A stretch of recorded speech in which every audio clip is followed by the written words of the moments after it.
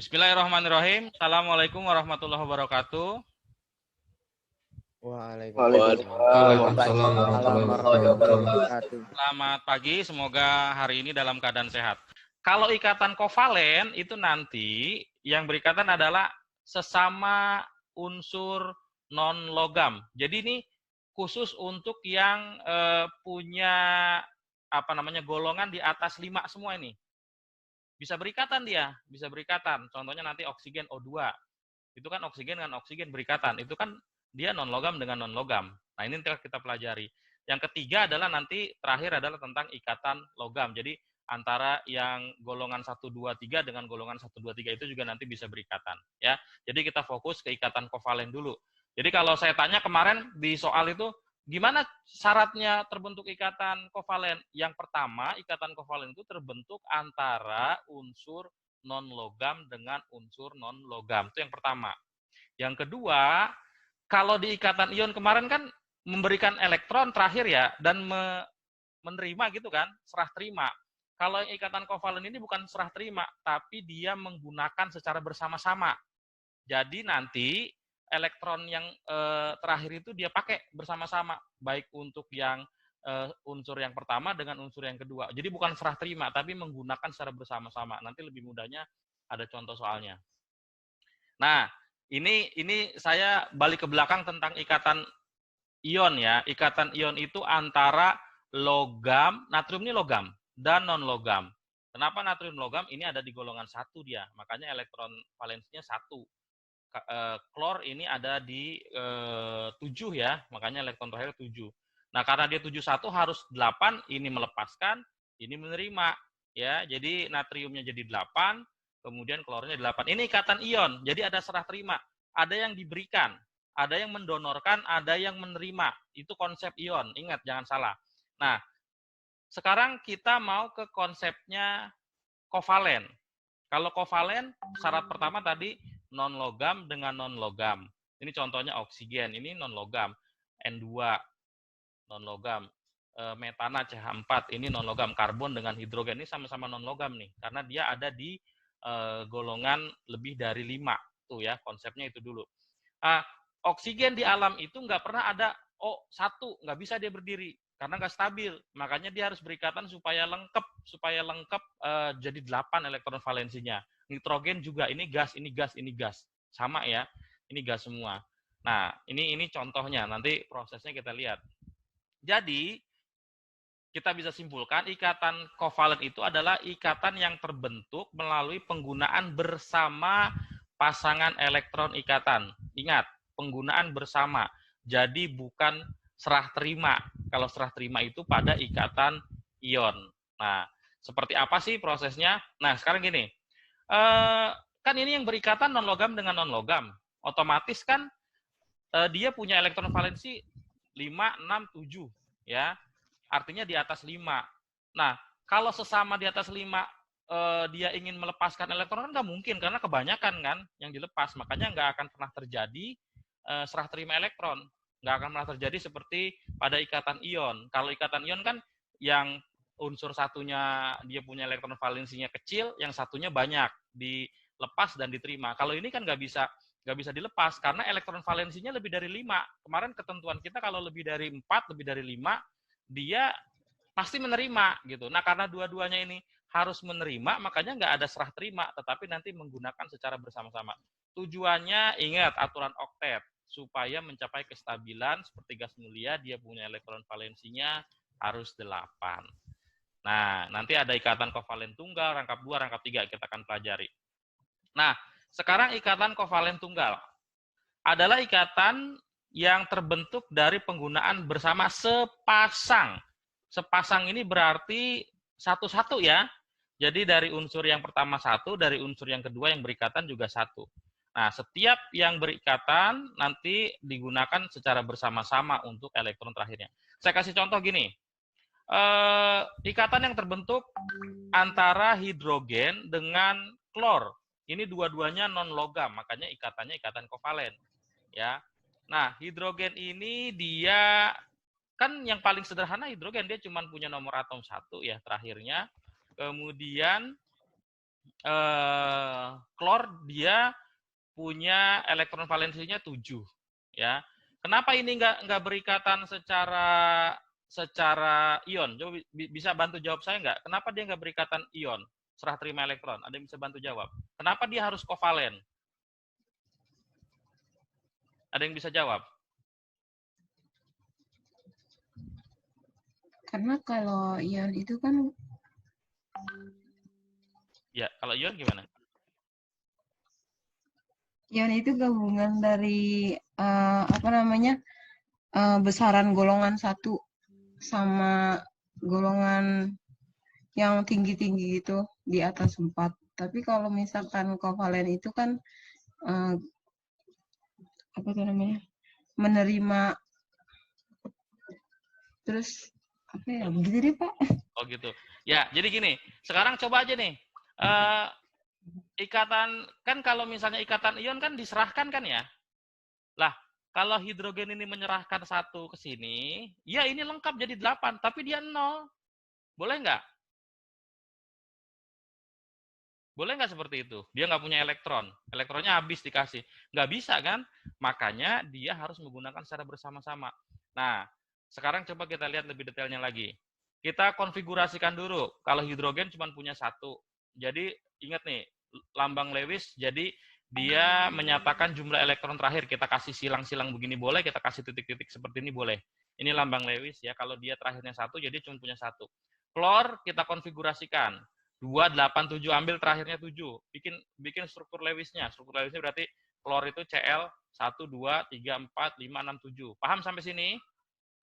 Paham bikin struktur Lewisnya, paham? Paham, Pak. Paham, oke. Sekarang coba kita reaksikan keduanya. H-nya 1, kemudian Cl-nya ada 7. Ini lambang Lewis yang tadi ya, kita gabungkan. Nah, terjadilah ikatan kovalen di mana elektronnya digunakan secara bersama-sama. Seperti apa? Hidrogen punya 1. Dia kan harus duplet atau oktet. Duplet itu harus minimal 2 dan oktet itu harus 8. Nah, karena hidrogen ini paling sederhana, makanya dia 2 di sini. Satunya dari Cl, satunya dari dia. Ini punya dia nih 2. Jadi kayak himpunan bersama gitu ya. Nah, Cl yang tadinya 7 jadi 8. Nah, yang titik biru kecil ini dengan silang kuning ini kan 1 dari sana, dari hidrogen, 1 dari klor kan. Tapi digunakan secara bersama-sama. Itulah konsep daripada ikatan kovalen. Ngerti ya? Ngerti, Pak. Ngerti ya? Jadi digunakan secara bersama-sama untuk keduanya ini. Nggak ada yang diserahkan, nggak ada yang terima. Tapi dua-duanya pakai. Karena harus 8 dan harus 2 ini. Nah, sehingga terbentuk ikatan kovalen. Kenapa tunggal? Karena elektron yang dipakai bersama masing-masing 1. Dari sini 1, dari sini 1. Kalau nanti ininya 2, ini 2, itu namanya rangkap 2. Kalau ininya dari Cl-nya 3 misalnya, dari H-nya 3, itu namanya adalah rangkap 3. Nah, ini rumus Lewis senyawanya, ini tadi unsur, ini rumus Lewis, jangan sampai keder nanti kalau suruh bikin. Nah, rumus strukturnya, pakai strip 1, ini untuk kovalen tunggal, H strip Cl. Kalau nanti kovalen rangkap 2, dia 2. Kalau rangkap 3, dia 3 baris. 3 pangkat, 3 garis seperti itu. Ya, ini rumus strukturnya. Rumus molekulnya, senyawa yang terbentuknya HCl atau asam klorida. Nah, makanya kenapa ada senyawa hidrogen klorida, asam klorida? Ya karena dia bisa berikatan supaya dia stabil. Ingat syaratnya, suatu unsur itu kalau mau tetap eksis ada di alam, dia harus cari kestabilan dengan cara apa? Dengan berikatan kimia. Jadi semua senyawa kimia yang ada di sekitar kita kayak NaCl, HCl, oksigen, nitrogen, kok Pak kenapa sih dia bisa berikatan? Ya karena dia pengen eksis, pengen tetap bertahan di dunia ini sehingga dia harus berpasangan. Supaya apa? Supaya dia stabil, dia bisa konsisten. Kalau dia nggak berpasangan, dia akan bisa bertahan di alam kita ini. Gitu konsepnya ya. Jadi kenapa ada HCl gitu. Oke, paham sampai sini? Paham? Paham nggak? Nggak ada yang jawab? Suara saya terdengar? Paham, Pak. Paham ya, makasih Ridwan.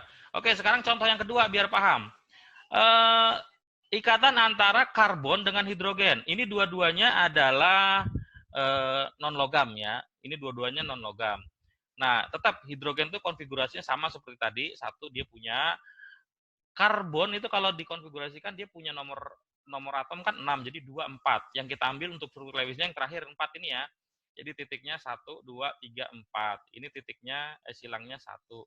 Pak, ini kok silang, ini titik bebas. Yang penting bisa membedakan ya. Kalau kamu mau kasih bintang, kamu mau kasih tanda bulat itu boleh. Yang penting untuk struktur Lewis ini nanti ada perbedaan antara yang berikatan satu dengan yang lain supaya nggak bingung nanti sumbangannya dari mana gitu ya. Nah, hidrogen ini dia harus 2. Si karbon ini dia kurang berapa? Supaya stabil. 4. 4. Kalau hidrogen sama karbon berikatan saling bersumbangan, oke, hidrogennya jadi 2 stabil. Tapi karbonnya jadi berapa? Dapat tambahan 1 dari hidrogen sini. Kalau misalnya seperti itu jadi berapa karbonnya? Ayo. Karbonnya kan 4. Dapat tambahan 1 nih menggunakan bersama berarti jadi 5. Nah, karbon yang 5 ini udah stabil apa belum?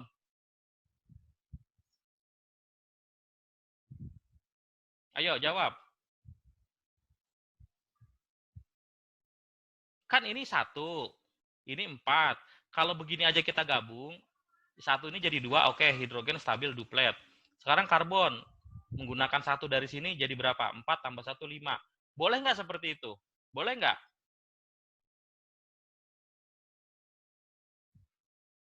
Bisa jawab? Halo?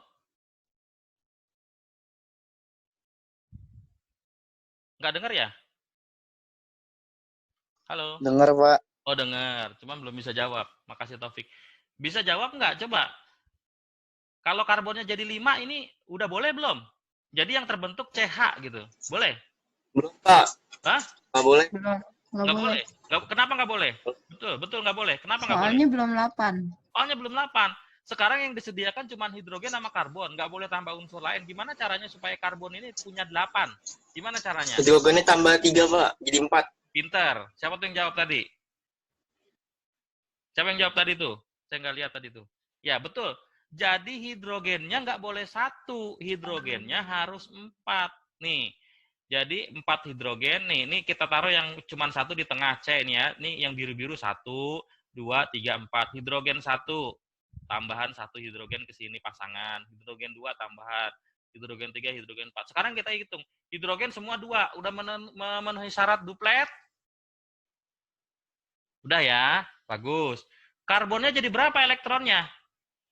Karbon jadi berapa? Yang tadinya 4. 8, Pak. Udah stabil? Sudah. Udah boleh seperti ini? Boleh. Soalnya udah Boleh. 8. Boleh sekali. Jadi hidrogennya terpenuhi, karbonnya terpenuhi, tapi dia harus ada 4 nih tangannya nih supaya dia bisa jadi 8.